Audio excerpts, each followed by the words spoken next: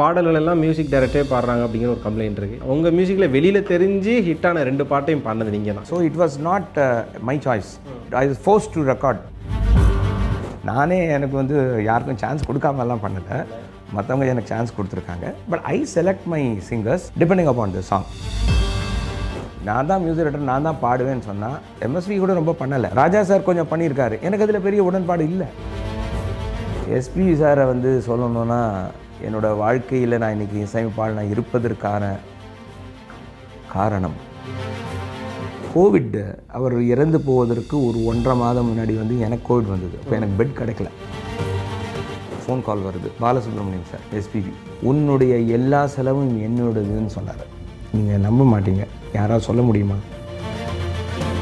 Very painful moment. என்னால் ஒன்றுமே பண்ண முடியல. என்னை காப்பாற்றணும்னு நினச்ச ஒருத்தர் வந்து என் கண் முன்னாடி வந்து காணாமல் போயிட்டார். அவர் ஒரு பக்கம் ரமேஷ் விநாயகம் சார் வந்து ஒரு பாடலுக்கான ஒரு பாடகரை எதை வச்சு சார் தேர்ந்தெடுப்பார்? அவரோட குரல் வளத்தை வச்சு தேர்ந்தெடுப்பாரா, இல்லை அவர்கிட்ட இருக்க திறமைகள், இல்லைனா அவருக்கு இருக்கக்கூடிய அந்த பர்சனல் பாட் எதை வச்சு தேர்ந்தெடுப்பார்? ஒரு பாடல் வந்து பல விதமாக வந்து நம்ம அப்ரோச் பண்ணலாம் சார். அந்த பாடல் நம்ம கம்போஸ் பண்ணும்போதே வந்து அந்த ரேஞ்சு, அதில் வந்து யாரோட இந்த ஆட்டிடியூட் வந்து அதோட ஒர்க் அவுட் ஆகும். ஆமாம். அப்புறம் பாடக்கூடிய திறமை வந்து சில பேருக்கு குரல் வளம் ஜாஸ்தி இருக்கும். சில இதில் வந்து சில டைப் ஆஃப் மியூசிக் உங்களுக்கு ஈஸியாக வரும், சில பேருக்கு வந்து எல்லா விதமான வரும். ஸோ அதை மாதிரி வந்து we will have to check each and every song. ஒரு பாடலை நான் ரெக்கார்ட் பண்ணணும்னு சொன்னால் நான் வெயிட் பண்ணுவேன். ஐ வில் அன்லெஸ் எனக்கு இதுதான் அப்படி சில நேரங்களில் இவர் தான் பாட போகிறாருன்னு தெரிஞ்சு அவருக்கு ஏற்ற மாதிரி பண்ணுறதும் உண்டு. பாடல்கள் எல்லாம் மியூசிக் டைரக்டரே பாடுறாங்க அப்படிங்கிற ஒரு கம்ப்ளைண்ட் இருக்குது. அதே நேரம் கொஞ்சம் பின்னாடி போய் பார்த்தோம் அப்படின்னா உங்கள் மியூசிக்கில் வெளியில் தெரிஞ்சு ஹிட்டான 2 பாட்டையும் பாடினது நீங்கள் தான். ரமேஷ் விநாயகம் சிங்கராக மியூசிக் டைரக்டரானு கேட்டே பல பேர் கன்ஃபியூஸ் ஆகிருக்காங்க. இது ரெண்டே நீங்கள் எப்படி, ஏன்னா நீங்களும் அதை பாடிருக்கீங்க, உங்களோட செயல் நீங்களே பாடிருக்கீங்க, அது ஹிட்டும் ஆகிருக்கு. சேம் டைம் இப்போ இருக்கிற மியூசிக் டைரக்டர்ஸ் பாட்டு பாடுறாங்க அவங்களோட படங்களில், மற்ற சிங்கர்ஸ்க்கு வாய்ப்புகள் நிறைய காரண காரியங்கள் இருக்குன்னு நான் நினைக்கிறேன். இப்போ நான் பாடின வந்து இந்த 3 சிச்சுவேஷனும் 3 விதமான இது. நான் வந்து இப்போ நீங்கள் சொன்ன ஏய் நீ ரொம்ப அழகாக இருக்க பாட்டும் நான் தான் பாடி தொட்டு. ஆமாம், அது வந்து சுக்விந்தர் சிங் வேணும்னு கேட்டேன். வசந்த் சார் வந்து சங்கர் மகாதேவன் கொடுக்குறேன்னாரு. ஆனால் சங்கர் மகாதேவன் அந்த படத்தில் வந்து ஏற்கனவே காதல் வந்துச்சோ பாடிட்டார். நான் 5 பேர் இருக்கிறதுனால ஒரு பாடல் பாடின ஒரு சிங்கர், அந்த படத்தில் பாடின ஒரு சிங்கர் வந்து வேறு யாரும் என்னோட அந்த பாட்டை பாடக்கூடாதுன்னு சொல்லிட்டேன். நீங்கள் சொல்லிட்டீங்க? ஆமாம், எனக்கு யாராக வேணா இருக்கட்டும். அந்த படத்தில் வந்து இப்போ 5 இசையமைப்பாளருங்க, அதில் ஒருத்தர் பாடியிருக்காரு ஒரு சிங்கர். அவரே என் பாட்டையும் பாடினார்னா நாளைக்கு யாரோடது யாருன்னு தனித்தன்மை தெரியாது. ஸோ யார் வேணா இருக்கட்டும், ஒரு ரோட்டில் போகிற ஆளாக இருந்தால் கூட பரவாயில்ல, ஆனால் அவன் வந்து அந்த இடத்துல பாடியிருக்கக்கூடாது. நீ வந்து லதா மங்கேஷ்கராக இருந்தாலும் பரவாயில்ல, எனக்கு வேண்டாம், ஏன்னா அவன் ஏற்கனவே அந்த படத்தில் பாடிட்டாங்க. அதனால் so I said no to Shankar Mahadevan. அதனால் நான் பாடினேன், அதுக்காக நான் பாடினது. So it was not my choice. I was forced to record. ஏன்னா நார்த்லேருந்து ஒருத்தன் வரணும்னு நான் நினச்சேன், அது சரியாக வரல, நானே பாடிட்டேன். ஸோ தட் இஸ் வே. என்னது வந்து நான் சும்மா ட்ராக் பாடினேன். என்னது பாடின அப்புறம் வந்து மௌலி சார் வந்திருந்தார். இப்போ நான் பாட்டு கேட்டபோது நான் ரொம்ப நல்லா பாடின மாதிரி இருந்தது. Sir it looks like my voice is suitable for this, நீங்கள் இந்த அலோவ் பண்ணுறீங்களான்னு கேட்டேன். நான் this is the way I asked him. சரி, இஸ் அ டைரக்டர், நான் வந்து என்னையே சேல் பண்ண மாட்டேன். அது என்னோட பழக்கம் கிடையாது. சொன்னேன் என்னையே நல்லா இருக்குதுன்னு நினைக்கிறேன், வச்சுக்கலாமா அப்படின்னு. என்ன ரமேஷ் ரொம்ப பிரமாதமாக இருக்குது, விட்டுருங்க அப்படின்னார். பட் 3 அந்த அழகிய தீயையில் வந்து யாரை பாட வைக்கலான்னு யோசனை பண்ணும்போது யாரும் பாடக்கூடாது, நீங்கள் தான் பாடணுன்னு ராதாமோகன் தான் சொன்னார். என்ன சார், இல்லை சார் நீங்கள் பாடுங்க சார். அப்புறம் என்னுடைய ரெக்கார்டிங் ஸ்டுடியோவில் கம்போஸ் பண்ணும்போது எல்லோரும் சார் ரமேஷ் நீங்கள் அந்த ஓஏ சொல்கிறீங்களா, அது மாதிரி யாரும் வராது, நீங்களே பாடுங்கன்னு சொன்னாங்க. ஸோ இது 3மே வந்து வெவ்வேறு காரணங்களுக்காக பண்ணது. But I am a composer who sung for Harris. நீங்கள் பார்த்தீங்கன்னா அவன் சொந்தமாக பாடுறது மட்டும் இல்லை, நான் வந்து ஹாரிஸ் ஜெயராஜுக்கு யாரிடமும் தோன்றவில்லை பாடியிருக்கேன். இது இந்த தொட்டி ஜெயா, யாரிடமும் தோன்றவில்லை அந்த பாடல். அது மாதிரி இமானுக்கு பாடிருக்கேன், இழப்பதற்கு எதுவும் இல்லை நமது கையிலே, அது வேற, இது வேற. சாட்டை படத்தில் சாட்டை, அது நான் பாடினது தான். ஓகே, அது பாடு. அப்போ என்னோட ஃபிலிம்ஃபேர் அவார்ட் வின் பண்ணது மணி சர்மா எனக்கு கொடுத்த பாட்டு வந்து இருக்கேன், அந்த ஓம் நமோ சிவருத்ராய ஓம், அது வந்து சாங் ஆஃப் த டிகேட். அது so another composer has given me. I song for Keeravani தெலுங்கில் நான் பாடியிருக்கேன். So Yuvan Shankar Raja stop the பாட்டை அந்த பாட்டு நான் பாடியிருக்கேன். ஸோ மற்ற இசைப்பாலும் என்னை கூப்பிட்ருக்காங்க. So it is not that நானே எனக்கு வந்து யாருக்கும் சான்ஸ் கொடுக்காமலாம் பண்ணலை, மற்றவங்க எனக்கு சான்ஸ் கொடுத்துருக்காங்க. But I select my singers depending upon the song. நான் தான் போய் பாடணுன்ற விஷயம் வந்து it's not necessary for me. But எனக்கு அந்த என் ஃப்ரெண்ட்ஸே சொல்கிறாங்க, சரத் மாதிரி மியூசிக் டைரக்டர் எல்லா பாட்டையும் நீயே பாடிட்டு நல்ல பாட்டலாம் அப்படின்னு. It's not that way. So இப்போ இருக்க மியூசிக் டைரக்டர்ஸ் வந்து எல்லா பாட்டையும் அவங்களே பாடுறாங்களே சார், அது உங்களோட பார்வையில் எப்படி சார் இருக்குது? என்னை பொறுத்தவரையில் பாடகர்ன்றது வந்து sir, let us understand this. இப்போ வந்து இந்த கொஸ்டின் வந்து நான் உங்ககிட்ட கேட்குறேன், நீங்கள் பதில் சொல்லுங்க சும்மா விளையாட்டுக்கு. லதா மங்கேஷ்கர் அவர்கள் இருக்காங்க, ரொம்ப பெரிய பாரத் ரத்னா, இல்லைன்னா உங்களுக்கு பெரிய எஸ்பி பாலசுப்ரமணியம் வச்சுக்கோங்களேன். நமக்கெல்லாம் பாலு சாரை தாண்டி எதுவுமே வேண்டாம். பாலு சாரை கூப்பிடுறோம் நம்ம பண்ணிட்டு, சார் வாங்க சார் உட்காந்துட்டார். என்ன சார் பாடணும் இன்றைக்கின்னு? ஒன்றும் sir twinkle twinkle little star sir. ஏன்னா அப்படியா, என்ன பாட்டு புதுசாக கம்போஸ் பண்ணிருக்கேன்? இல்லை சார், அது twinkle twinkle little star how I wonder what you are அப்போ இப்படி பாடணும் சார் குழந்தை பிறகு. ஓகேன்னு பாடிடுறாரு அவர். பாடின அப்புறம் பேமெண்ட் வருது. சார் நீங்கள் வந்து 5 lakhs வாங்குறீங்க சார், நாங்கள் வந்து 500 rupees கொடுத்துறோம் sir. Twinkle twinkle little star தான் சார் நான் பாடியிருக்கோம் சார், ஒன்றும் புதுசாலாம் ஒன்றும் இல்லை, ஆனால் 500 ரூபா வாங்கிக்கோங்க சார். சொல்லலாமா? முடியாது. ஏன் முதல்ல சார் அவரோட ப்ரொஃபைல் கூப்பிட்டு முதல்ல ட்விங்கிள் ட்விங்கிள் ப்ரொஃபைல் சார் கொடுக்குற பாட்டு வேலைக்கு தானே சார். நீங்கள் வந்து ஒரு பெரிய வீடு கட்டுறீங்க, அதுக்கு மேசனுக்கு வந்து 10,000 ரூபா கொடுக்குறீங்க. சும்மா ஒரே ஒரு செங்கல் பண்ணுறீங்க, 10,000 கொடுப்பீங்களா? கொடுக்க மாட்டோம். அப்புறம் எப்படி என்ன சொல்லுங்க நீங்கள்?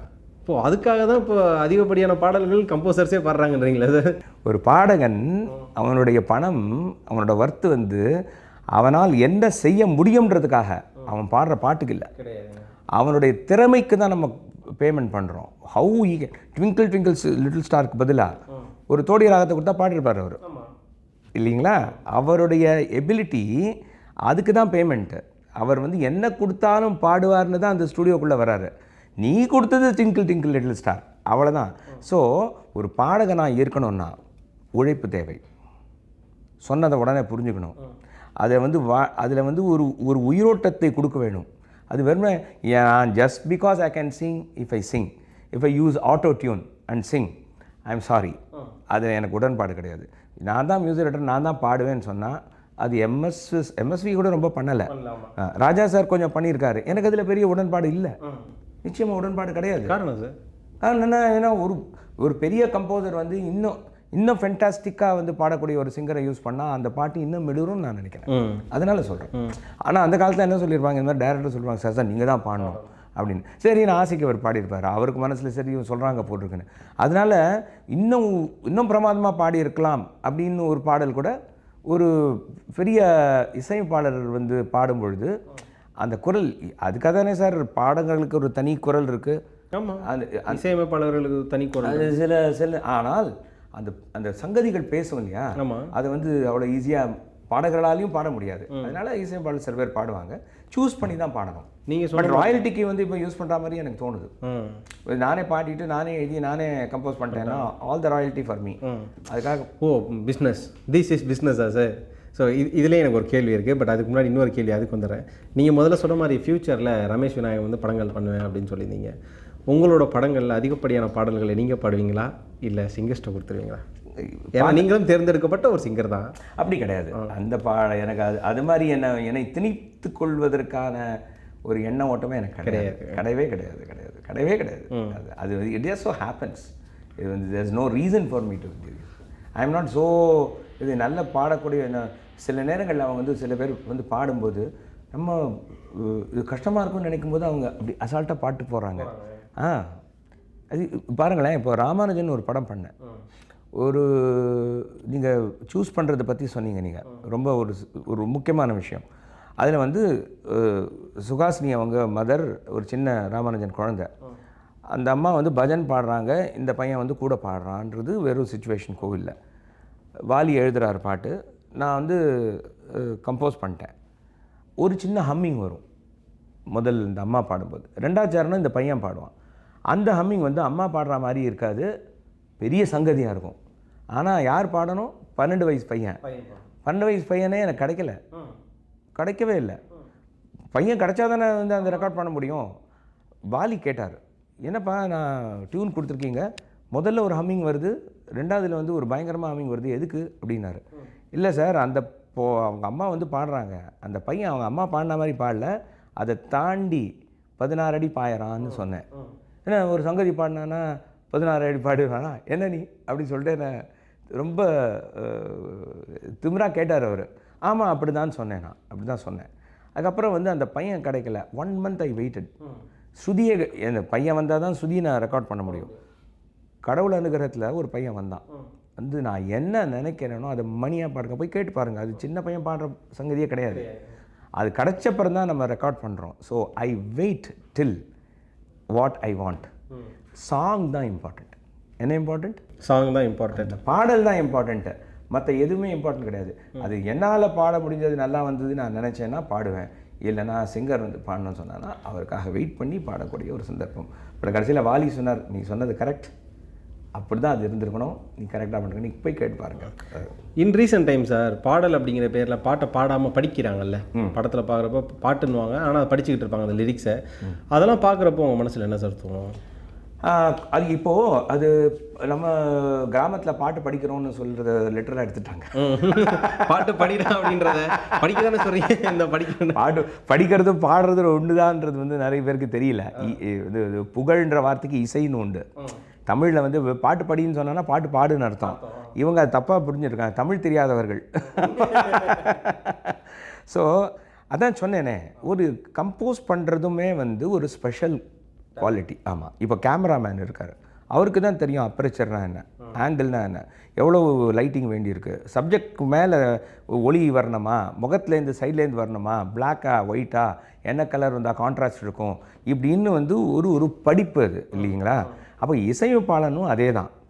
இப்போ வந்து கொஞ்சம் எல்லாருக்கும் எல்லாமும் கிடைக்கிறதுனால தவறுகள் நிறைஞ்ச ஒரு எக்ஸ்பெரிமெண்டல் திங்ஸ் ரொம்ப ஜாஸ்தி வருது. அதில் அந்த சத்தங்களில் வந்து நல்ல பாடல்களும் காணாமல் போகிறதுன்னு நான் நினைக்கிறேன். இதுதான் என்னோடய பாயிண்ட்டு. அது வந்து நான் என்ன சொல்கிறேன், உன்னை உணர்ந்தாலும் சொல்கிற மாதிரி ஒருத்தர் தன்னை வந்து புரிந்து கொண்டு அதை செய்யணும். நான் ஏதோ என்னால் முடியும், என்ன வேணால் பண்ணிடலாம், இவனை வச்சு பண்ணிடலாம், அவனை வச்சு பண்ணிடலாம், இல்லை வச்சு பண்ணிடலான்னு சொன்னான்னா அது வந்து தொழில் தர்மம் இல்லை. அது உனக்கு நீ எந்த விதமான ஒரு அருகதை இல்லாமல் நீ வந்து ஒரு புகழை எடுத்துக்கொள்கிறாய் அப்படின்றது வந்து உன் மனசாட்சியை பொறுத்த விஷயம் இருக்குது. ஆனால் பசிச்சா நீங்கள் தான் சாப்பிட்ணும் இல்லையா. அதே மாதிரி நான் தான் செஞ்சுருக்கேன்னு மாறு தட்டக்கூடிய ஒரு நிலைமைக்கு தான் நீ இருக்கணுமே தவிர யாரதையோ எடுத்து என்னத்தையோ பண்ணானா அது வந்து உன்னை பற்றி எனக்கு தெரியக்கூடிய சந்தர்ப்பத்தை நீ தருகிறாய், அவ்வளோதான். Okay sir. நேம் ஒரு 5 singers you missing no sir. நீங்கள் வந்து இப்போ மிஸ் பண்ணுற ஒரு 5 சிங்கர்ஸ். நிறைய பேர் இருக்காங்க, ஒரு 5 பேர் சொல்லுங்களேன். கொஞ்சம் எல்லாம் கொஞ்சம் பழைய இல்லை, கொஞ்சம் எல்லாமே பழைய ஆளாக. எஸ்பிபி சார், சொர்ணலதா மேம்லேருந்தே வாங்கலை வரலாம். இல்லை ஏன்னா ஈவன் சுஷீலா அம்மா கூட நான் சொல்லுவேன், ஜானகி சொல்லுவேன், என்ன மாதிரி சொல்லலாம், Vaniji also I'll say, Lataji I will say, Asha Bhosle நான் சொல்லுவேன், முகமது ரீ சொல்லுவேன். Das Ettan is also not singing today. But இப்போ அதே மாதிரியான பாடல்கள் இல்லை. இப்போது நான் வந்து சொல்கிறது ஒரு விஷயம் நல்லா புரிஞ்சுக்கணும். நான் வந்து ஒரு குவாலிட்டி ஆஃப் த சிங்கரை பற்றி தான் நான் சொல்கிறேன். நான் வந்து ஒரு குவாலிட்டின்னு is different from the type of music that they are singing. Suppose அவங்க வந்து இன்றைக்கி இருந்திருந்தா இதே குவாலிட்டிக்கு அவங்க வேறு மாதிரி இருப்பாங்க.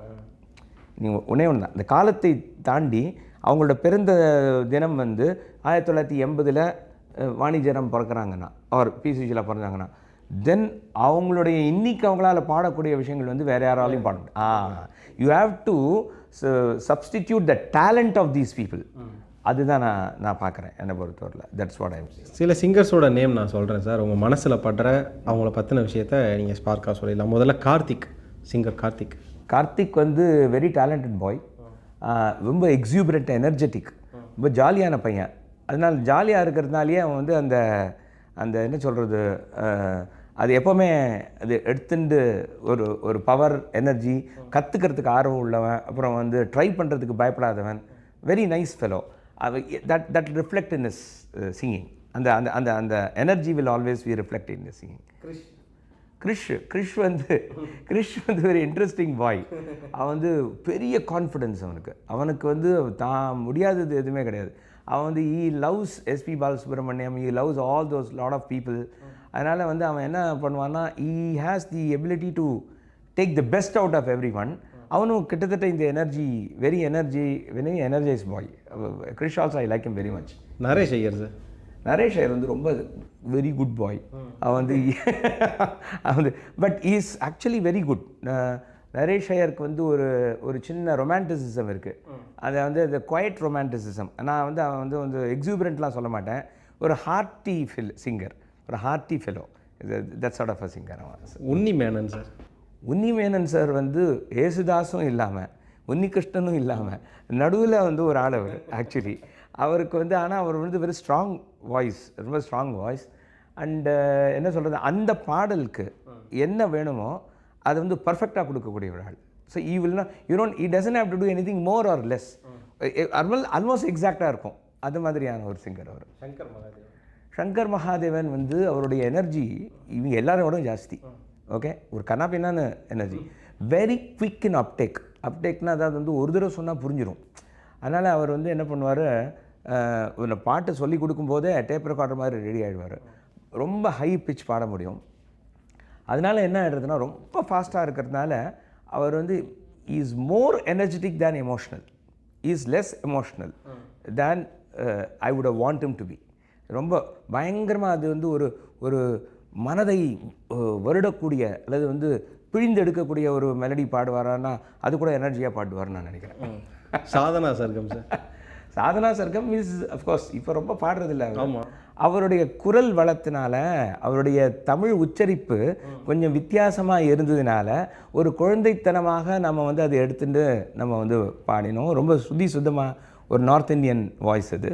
நம்ம தமிழ் மக்களுடைய ஒரு பெரிய பரந்த மனப்பான்மை வெளியிலேருந்து வந்தால் கூட தமிழை கொஞ்சம் சொன்னால் கூட நம்ம வந்து அதை குழந்தையாக எடுத்துப்போம். ஹிந்தியில் அப்படி கிடையாது. ஹிந்தியில் நம்ம போய் கொஞ்சம் தப்பாக பண்ணால் நம்மளை AK-47 வச்சு சுட்டுடுவாங்க. ஆனால் நம்ம வந்து அப்படி கிடையாது. We are very very open. நம்மளை மாதிரி ஒரு ஓப்பன் சொசைட்டி வந்து தமிழில் இருக்கிற மாதிரி யாருமே கிடையாது. But Sadhana Sargam is a very good singer. அந்த மழலையினால் அது இன்னும் கொஞ்சம் அழகாக இருந்தது. அது Shreya Ghoshal is truly a talent of a different kind. ஒரு மோஸ்ட் சப்பிள் வாய்ஸ். ஒரு என்ன வேணால் பேசும். ரேஞ்ச். அப்புறம் வந்து மொழி, தமிழ் மொழியை வந்து நல்லா கற்றுன்ட்டாங்க. இப்போ வந்து அது ஒரு பெரிய அட்வான்டேஜ் இது. Apart from that she is got that என்ன சொல்கிறது, ஒரு attitude and ability, practice, range, colour, different what you call genres எல்லாமே அவர்களால் பாட முடியும். வைக்கம் விஜயலட்சுமி சார். வைக்கம் தனி ஆள். அதாவது ஒரு கடவுளுடைய அனுகிரகம் எப்படி வந்து ஒரு முழுமையாக ஒருத்தருக்கு இருக்க முடியும் அப்படின்றதுங்கிறது வைக்கம் என்கிட்ட பேசியிருக்காங்க. என் பாட்டுக்கு ஏதோ ஒரு பாடணும்னு கூட எனக்கு ஏதோ பிடிச்சி எனக்கு ஃபோன் பண்ணி சொல்லியிருக்காங்க. அந்த பவர் இருக்குல்ல, அந்த பவர், அந்த எனர்ஜி, அதில் அவ்வளோ சுத்தம். தப்பவே நடக்காது போட்டிருக்கு. அது மாதிரி ஒரு குரல். ஒரு இப்போ வந்து என்ன சொல்கிறது, சுபா முத்கல்னு நம்ம வந்து நார்த்தில் இருக்கிற மாதிரி நம்ம சவுத்தில் வந்து அவ்வளோ powerful singer. I am very very excited about her. பெரிய ஒரு கடவுளுடைய ஒரு குழந்தையாக நான் பாவனிக்கிறேன். நான் சொர்ணலதாம்மா வந்து முதல் நாள்லேருந்து எனக்கு அவர் தெரியும். வித்யாசாகர், நான் வந்து சேராஜ்குமார் கிட்ட we were working at that time. First few songs நானே கொடுத்துருக்கேன் அவங்களுக்கு. இந்த பொண்ணு ஒரு ஆச்சரியமான ஒரு டேலண்ட். அந்த வெரி குவைட். ஒரு தடவை சொன்னால் போகிறோம், திருப்பி பாடவே வேண்டாம். அந்த அளவுக்கு வந்து ஒரு குழல் மாதிரியான ஒரு குரல் அதான் சொல்லலை தான். அப்புறம் லாஸ்ட்டாக ஒரு 2 லெஜெண்டை கேட்க நினைக்கிறேன். ஒருத்தர் எஸ்பி பாலசுப்ரமணியன் சார். எஸ்பி சாரை வந்து சொல்லணுன்னா என்னோடய வாழ்க்கையில் நான் இன்றைக்கி இசையமைப்பாளனாக இருப்பதற்கான காரணம் இது பல தடவை நான் சொல்லியிருக்கேன். சான்ஸ் கேட்டு 2.5 வருஷம் ஆனப்புறம் எங்கள் அப்பா வந்து, என்னப்பா யாரையோ நம்புகிற, ஆனால் எஸ்பிபின்னு என்ன ஒன்றுமே சொல்லலையே, அவர் வந்து இன்னும் உனக்கு பண்ணி கொடுக்கலையே, அப்படி விட்டுற முடியுமா அப்படின்னு கேட்குறாரு. நீ இன்னும் எவ்வளோ நாள் இருக்க போகிறேன்னு சொல்லி, அப்படி இல்லைன்னா இந்த வீட்டில் உனக்கு இடம் இருக்குமான்னு தெரியாதுன்னு சொல்லிட்டார் எங்கள் ஃபாதர். அவரை பொறுத்து நான் நேராக போய் அவர்கிட்ட சொல்கிறேன், இது 100 தடவை சொன்னாலும் பரவாயில்ல சொல்லணும். மாதிரி நான் நம்புகிறேன், எங்கள் அப்பா நம்பலை, நீங்கள் எனக்கு பண்ணுறீங்களா இல்லையான்னு கேட்டேன் நான். அப்போ அவர் சொன்னார், this is the time to say no. ஆனால் நான் 1.5 வருஷமாக நான் வர வச்சுருக்கேன். அப்படின்னா என்ன, நான் பண்ண போகிறேன்னு அர்த்தம். ஆனால் உங்கள் அப்பா சொன்னது கரெக்டு. நீ என் பிள்ளையாக இருந்தானா நான் அதே தான் சொல்லுவேன். உங்கள் அப்பா கிட்ட போய் சொல்லு, I promise upon my profession that I will do this for you. Sir யாருமே சொல்ல மாட்டாங்க. அதாவது என் தொழிலில் நான் சத்தியம் விடுகிறேன், நான் உனக்காக அதை செய்கிறேன் போய் அப்பாட்ட சொல்லி அப்படி சொன்னவர் அவர். சரியா? அப்புறம் கோவிட், அவர் இறந்து போவதற்கு ஒரு 1.5 மாதம் முன்னாடி வந்து எனக்கு கோவிட் வந்தது. அப்போ எனக்கு பெட் கிடைக்கல, ஃபஸ்ட்டு டைம் கோவிட். அப்போது நான் 4-5 நாள் ஆனப்பறம் என்னோடது ரொம்ப மோசமாக போயிடுது. அப்போ இன்ஃபர்மேஷன் வந்து நான் ட்ரை பண்ணுறேன், பெட்டே இல்லை சென்னையில், அது பிழைப்பாங்களான்னு தெரியாது. அப்போது கடைசியில் வந்து எனக்கு தெரிஞ்சவங்க வந்து இந்த ஓமந்தூராரில் தான் நீங்கள் ஜாயின் பண்ணோம், அங்கே ஒரு ஐஏஎஸ் ஆஃபீஸர் இருக்கார், அவர்கிட்ட சொல்லி நாங்கள் உங்களுக்கு ஒரு ரூம் ஒன்று ஃபிக்ஸ் பண்ணி கொடுக்குறோம், நீங்கள் அங்கே போங்கன்னு சொன்னாங்க. ஸோ மேனேஜ் பண்ணி என்னோடய சிஸ்டர் வந்து எல்லாம் கட்டி என்னோடய காரில் அழைச்சிட்டு போய் அங்கே போய் நான் நிற்கும்போது எனக்கு ஒரு ஃபோன் கால் வருது. பாலசுப்ரமணியம் சார், எஸ்பிபி எங்கே இருக்கேன்னு கேட்குறாரு. இந்த மாதிரி இருக்குன்னு கேள்விப்பட்டேன். ஏன்னா நான் நடுவில் இருந்தபோது ஸ்ரீனிவாசனோட சிங்கர்கிட்ட சொல்லியிருந்தேன். அவன் என்ன பண்ணிட்டான்னா எல்லாருக்கும் சொல்லியிருக்கான், பாலு சாருக்கு போயிடுது, நீ இது மாதிரி நீ என்ன பண்ணுறேன்னா you just go admit yourself, I am taking care of you. அவர் என்ன சொன்னார், உன்னுடைய எல்லா செலவும் என்னோடதுன்னு சொன்னார். நீங்கள் நம்ப மாட்டீங்க, யாராவது சொல்ல முடியுமா? எவ்வளோ ஆகும் சார்? 5 lakhs 50 lakhs யாருக்கு தெரியும்? ஆமாம், அதுவும் அந்த டைம் ஆஃப் பீரியட் எல்லாம் எக்ஸ்பென்சிவ் வேறு. அவர் சொல்கிறாரு, அவர் என்கிட்ட சொல்கிறாரு, இது என்ன இல்லை சார் அதெல்லாம் ஒன்றும் பிரச்சனை இல்லை, no no no no I am taking care of யூன்னு சொன்னார். அப்படி சொல்லிட்டதுக்கப்புறம் உன்னி கிருஷ்ணன் மூலியமாக என் குரோம்பேட்டில் வந்து எனக்கு ஒரு பெட் கிடச்சி ஆம்புலன்ஸில் வந்து என்னை அங்கேருந்து அழைச்சிட்டு போயிட்டாங்க. அது என்னோடய நண்பன் உன்னி பண்ணது. அவன் அங்கே என்னை அழைச்சிட்டு போனான். அழைச்சிட்டு போய் அங்கே போனப்போ every day Balu sir will call me, sent a message, dear where are you, what are you, என்னதுன்னு. அவர் அந்த லாஸ்ட் டே அங்கே போகிறதுக்கு முன்னாடி வரலும் I hate this conversation through every day நான் வீட்டுக்கு வந்துட்டேன் 15 days பழைய பாடல்கள் பற்றி, இந்த மீட் பண்ண பற்றி, அவர் இது மாதிரி எவ்வளோ பரிமாற்றங்கள் நடந்துகிட்டே இருந்தது. நான் செத்து போகிறேன்னு தெரியாது எனக்கு. அது வந்து one of my very painful moment. என்னால் ஒன்றுமே பண்ண முடியல. என்னை காப்பாற்றணும்னு நினச்ச ஒருத்தர் வந்து என் கண் முன்னாடி வந்து காணாமல் போயிட்டார் அவர். அது so that is one of my most painful moment. இது ஒரு ஹியூமன் பீயிங்னு பார்க்கும்போது ஒரு விஷயம் மட்டும் சொல்கிறேன். என்னுடைய நண்பன் நியூயார்க்கில் இருக்கான். அவன் வந்து நான் இந்த இன்ஃபர்மேஷன் வந்து நான் சொன்னப்புறம் நியூயார்க்லேருந்து பாலு சாருக்கு ஃபோன் பண்ணி நீங்கள் ரமேஷ் விநாயகத்துக்கு ஹெல்ப் பண்ணதான் அவன் சொன்னான், இன்டர்வியூவில் சொல்லியிருக்கான், இந்த மாதிரி ஒரு நீங்கள் ரொம்ப தேங்க்யூன்னு சொல்லி அவர் அனுப்புகிறாரு. அதுக்கு அவர் வந்து பாலு சார் அனுப்பிச்சிருக்கிற ஒரு வாய்ஸ் மெசேஜ் எனக்கே திருப்பி வந்திருக்கு. நான் வந்து அவனுக்கு ஹெல்ப் பண்ணோன்னு சொன்னேன், அவன் பண்ண வேண்டான்னு சொல்லிட்டான், எனக்கு அனாவசியமாக க்ரெடிட் கொடுக்காத அப்படின்னு அவர் சொல்கிறாரு.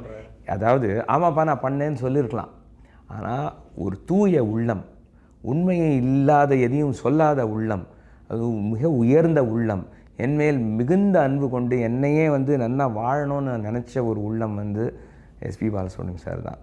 அவர் கிட்டத்தட்ட நான் பிள்ளை தான், அதில் டவுட்டே கிடையாது. Too great a man, highly talented, very great a man. Okay sir, இன்னொரு சிங்கர் இப்போ அலைவில் தான் இருக்கார், அவரோட ஒரு ஒன் ஆஃப் த இப்போ ரீசெண்டாக அவர் அண்டர் ரேட்டட் பண்ணுறாங்க, பெருசாக செலிப்ரேட் பண்ணாமல், ஹரிஹரன். ஹரிஹரன் வந்து அவர் வந்து வேறு ஒரு ஜானர்லேருந்து சினிமாவுக்கு வந்தார். அவருடைய எபிலிட்டி வந்து slightly different from SP Balasubrahmanyam type. SPB வந்து ஒரு கம்போசர் என்ன சொல்கிறாரோ அது அப்படியே பாடுவார். அது இப்போ வந்து இளையராஜா பாட்டை விடக்கு முன்னாடி ரொம்ப கஷ்டமான கம்போசர்ஸ் இருக்காங்க. ராஜாவோட கஷ்டம், இளையராஜாவோடது வந்து relatively easier. But if you talk of MS Viswanathan ஒரு கேவி மகாதேவன் ஒரு எஸ் ராஜேஸ்வர் ராவ், அது மாதிரியே வந்து தெலுங்குலலாம் கண்ணா அப்படின்னா சங்கதி வரும் சார். சங்கதியெல்லாம் டக்குன்னு பாட முடியாது. ராஜா சார் இதெல்லாம் வந்து ஸ்லைட்லி சிம்பிள் தட் வே. நான் ஒரு ஒரு ஒரு விதமாக சொல்கிறேன், உடனே வந்து யாரோ இளையராஜா வந்து கேவலமாக சொல்கிறாங்கன்னு அப்படி கிடையாது. அது ஒவ்வொருத்தருடைய ஸ்டைலிஸ்டிக் ஆஸ்பெக்ட் பற்றி சொல்கிறேன் நான். இப்போ எனக்கு ஒரு காதலி இருக்கிறனால இருக்கு, அது ஏகப்பட்ட ஓட்டி வரும். அது புது பையன் வந்து பாடணுன்னா கூடவே எம்எஸ்பியும் பாடுவார், முடியுமா? அதான் பண்ணியிருக்காரு பாலு சார் இல்லையா? ஸோ அதை மாதிரி வந்து எக்ஸாக்டாக கம்போசர் சொல்ல பாடுறத கொஞ்சம் கூட பிசகாமல் பாடக்கூடியவர் வந்து எஸ்பி. ஆமாம், சரியா? ஹரிஹரன் அப்படி கிடையாது. நீங்கள் வந்து ஒரு சின்ன கோடு போட்டிங்கன்னா ஒரு ரோடு போடுவார். நீங்கள் நினைக்காததை வந்து அவரால் போட முடியும். ஸோ அவர் என்ன பண்ணார்னா, இ பிராட் அ டைமென்ஷன் ஆஃப் சினிமாவில் வந்து இம்ப்ரவைசேஷனை வந்து அதை கொண்டு வந்தார். கசலில் பாடக்கூடிய ஒரு இம்ப்ரவைசேட்டரி கேரக்டரை இது சினிமாவில் வந்து கம்போசர்ஸ் யூஸ் பண்ண ஆரம்பித்தாங்க. நான் ரொம்ப அவர்கிட்ட யூஸ் பண்ணல, 1-2 விஷயம் தான் பண்ணியிருக்கேன். மோஸ்ட் பீப்புள் என்ன பண்ணாங்க, ரோடு மட்டும் போட்டு நிறுத்திட்டாங்க, அவரும் பண்ண ஆரம்பிச்சிட்டாரு. ஸோ ரியல் கம்போசராக இருந்தால் நான் என்ன பண்ணுவேன், நான் சொல்கிறது தான் நீ பாடணும்னு சொல்கிறது என்னுடைய விஷயம். நான் கொஞ்சம் பாட்டு அவர் பாடுவார்ப்பா அப்படின்னு சொன்னா ஹரிஹரனை கூப்பிட்டுடலாம், கொஞ்சம் சுமாராக இருந்தால் கூட நல்லாயிடும். So that is is advantage. Is a great singer. ஸ்ருதி சுத்தம், என்ன வேணால் பேசும். Classical music, Hindustani classical music ரொம்ப தெரிஞ்ச ஆள். கர்நாடிக் மியூசிக்கும் தெரியும், சவுத் இந்தியனாக இருக்கிறதுனால. ஸோ நிறைய அட்வான்டேஜஸ் சேர்ந்த ஒரு ஃபென்டாஸ்டிக் சிங்கர். கிளாசிக்கல் வெஸ்டர்ன் இது ரெண்டையும் மிக்ஸ் பண்ணி ஒரு பாட்டு போடுறத ஃபியூஷன் டைப்பில் போடுறத பெருசாக பேசுவாங்க எல்லாரும். இப்போ ரீசெண்டாக பேசுகிறாங்க. அது காதலன் படத்துலேருந்தே வர காதலிக்கும் பெண், அதில் வந்து ஒரு மத்தளம் ப்ளஸ் வந்து அதில் ஒரு ஃபோக் பண்ணுவோம், அதோட இறக்க ஆரம்பித்தேன். மூணோட இதில் படித்தா நம்ம கொஞ்சம் கர்நாடிக் ப்ளஸ் வெஸ்டர்ன் இறக்குற மாதிரியான விஷயங்கள்லாம் போட்டிருக்காங்களே சார், அப்படி எப்படி சார் அது? 1920 போய் பாருங்கள், ஃபியூஷன் அப்போவே இருக்குது சினிமாவில்.